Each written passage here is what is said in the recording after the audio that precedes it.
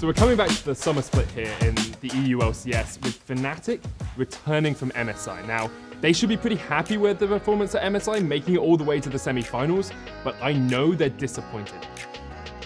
So if you look across the last few splits, so consistently, Hans Summer beats Reckless in lane. He's able to get that extra little bit of damage, able to get the extra trade, and Reckless now, because he's been beaten so many times, isn't willing to make the plays he would make against other teams. It's not done yet! Reckless gets burst out by Uzi and Ming. The engage shuts him down. Hylissang's running to the tower. He's gonna get burst out. Hans Summer has kind of a similar playstyle as Uzi. He's harder to lane against, and I think Reckless really feels that. I wouldn't say I have a mental block, I would just say that these players are some of the best players in their role, and it makes it so I can't just do whatever I want. Right now, Misfits is the best team in Europe. They would be the team that I'm most frightened with, but at the same time, I know that we have distinct advantages, for example, in the mid lane.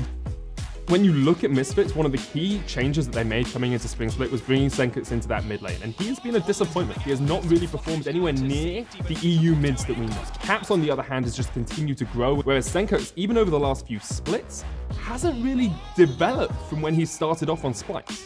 As long as Senkux does his job, it just sucks for Caps. Like, he's just going to lose. I think Senkux is one of the weaker mids in Europe. Obviously, I'm going to go in with the same mindset I go up against everyone else, but I probably would be a bit disappointed if I don't end up with a pretty big lead and carry the game. If stun, the Voice of Light is still available for Caps. If Xiaohu goes low enough, he's going to get bursted down! I think Brock says he's really caring, and I think that reflects his game style. He helps his laners a lot, even if it's screwing himself over. I think that Broxer is a very nice jungler. He'll willingly give up time to help out his laners, but I don't see a problem with that. If you've got Caps and Reckless and Soaz or Whippo in the top lane, spending some extra time around your laners and getting them ahead can win you the game. You don't have to make all the plays yourself. I think some players out there, like Julius and Maxlaw, for example, they like talking a bit too much. I do the talking on the Rift, right? About 1K, where's it gonna go? They got it for Fnatic! They do it in real life because they can't really show off on the Rift. That's where I perform.